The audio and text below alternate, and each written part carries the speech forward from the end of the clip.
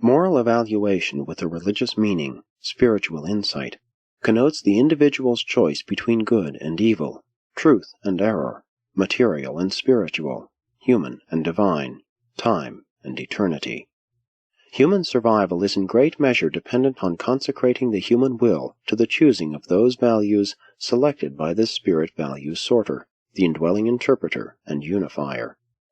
Personal religious experience consists in two phases: discovery in the human mind and revelation by the indwelling divine spirit. Through over-sophistication, or as a result of the irreligious conduct of professed religionists, a man or even a generation of men may elect to suspend their efforts to discover the God who indwells them. They may fail to progress in and attain the divine revelation. But such attitudes of spiritual non-progression cannot long persist because of the presence and influence of the indwelling thought adjusters.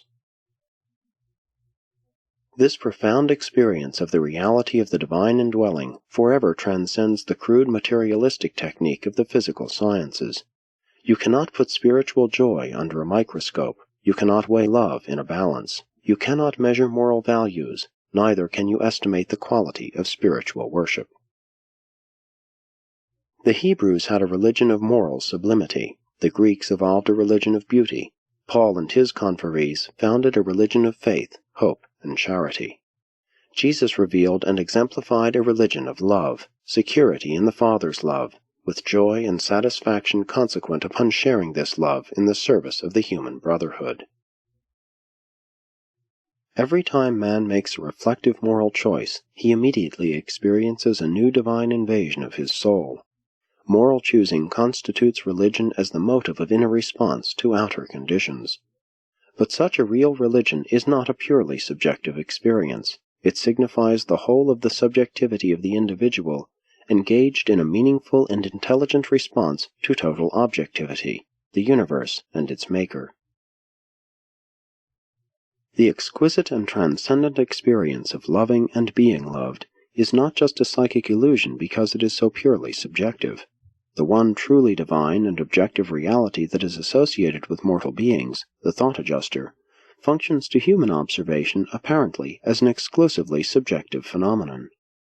Man's contact with the highest objective reality, God, is only through the purely subjective experience of knowing Him, of worshipping Him, of realizing sonship with Him. True religious worship is not a futile monologue of self-deception. Worship is a personal communion with that which is divinely real, with that which is the very source of reality. Man aspires by worship to be better, and thereby eventually attains the best. The idealization and attempted service of truth, beauty, and goodness is not a substitute for genuine religious experience, spiritual reality. Psychology and idealism are not the equivalent of religious reality. The projections of the human intellect may indeed originate false gods, gods in man's image, but the true God consciousness does not have such an origin. The God consciousness is resident in the indwelling spirit. Many of the religious systems of man come from the formulations of the human intellect, but the God consciousness is not necessarily a part of these grotesque systems of religious slavery. God is not the mere invention of man's idealism. He is the very source of all such superanimal insights and values. God is not a hypothesis formulated to unify the human concepts of truth, beauty, and goodness. He is the personality of love from whom all these universe manifestations are derived. The truth, beauty, and goodness of man's world are unified by the increasing spirituality of the experience of mortals ascending toward paradise realities. The unity of truth, beauty, and goodness can only be realized in the spiritual experience of the God-knowing personality. Morality is the essential pre-existent soil of personal God consciousness, the personal realization of the adjuster's inner presence. But such morality is not the source of religious experience and the resultant spiritual insight. The moral nature is superanimal, but sub-spiritual. Morality is equivalent to the recognition of duty, the realization of the existence of right and wrong. The moral zone intervenes between the animal and the human types of mind as Morontia functions between the material and the spiritual spheres of personality attainment. The evolutionary mind is able to discover law, morals, and ethics, but the bestowed spirit, the indwelling adjuster, reveals to the evolving human mind the lawgiver, the father source of all that is true, beautiful, and good, and such an illuminated man has a religion and is spiritually equipped to begin the long and adventurous search for God. Morality is not necessarily spiritual. It may be wholly and purely human, albeit real religion enhances all moral values, makes them more meaningful. Morality without religion fails to reveal ultimate goodness, and it also fails to provide for the survival of even its own moral values. Religion provides for the enhancement, glorification, and assured survival of everything morality recognizes and approves. Religion stands above science, art, philosophy, ethics, and morals, but not independent of them. They are all indissolubly interrelated in human experience, personal and social.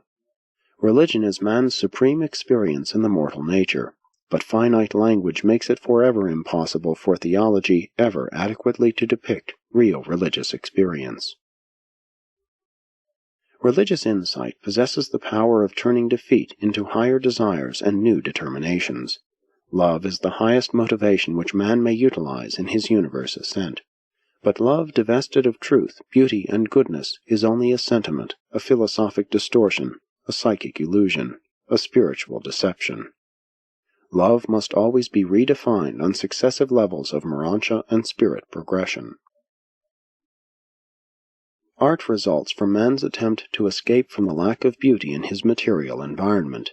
It is a gesture toward the Morontia level. Science is man's effort to solve the apparent riddles of the material universe. Philosophy is man's attempt at the unification of human experience. Religion is man's supreme gesture, his magnificent reach for final reality, his determination to find God and to be like Him. In the realm of religious experience, spiritual possibility is potential reality. Man's forward spiritual urge is not a psychic illusion. All of man's universe romancing may not be fact, but much, very much, is truth. Some men's lives are too great and noble to descend to the low level of being merely successful. The animal must adapt itself to the environment, but the religious man transcends his environment and in this way escapes the limitations of the present material world through this insight of divine love. This concept of love generates in the soul of man that superanimal effort to find truth, beauty, and goodness, and when he does find them, he is glorified in their embrace. He is consumed with the desire to live them, to do righteousness. Be not discouraged. Human evolution is still in progress, and the revelation of God to the world in and through Jesus shall not fail. The great challenge to modern man is to achieve better communication with the divine monitor that dwells within the human mind. Man's greatest adventure in the flesh consists in the well-balanced and sane effort to advance the borders of self-consciousness out through the dim realms of embryonic soul consciousness in a wholehearted effort to reach the borderland of spirit consciousness, contact with the divine presence. Such an experience constitutes God consciousness, an experience mightily confirmative of the pre-existent truth of the religious experience of knowing God. Such spirit consciousness is the equivalent of the knowledge of the actuality of sonship with God. Otherwise, the assurance of sonship is the experience of faith. And God consciousness is equivalent to the integration of the self with the universe, and on its highest levels of spiritual reality. Only the spirit content of any value is imperishable. Even that which is true, beautiful, and good may not perish in human experience. If man does not choose to survive, then does the surviving adjuster conserve those realities born of love and nurtured in service. And all these things are a part of the universal Father. The Father is living love, and this life of the Father is in His sons, and the Spirit of the Father is in His sons' sons, mortal men. When all is said and done, the Father idea is still the highest human concept of God.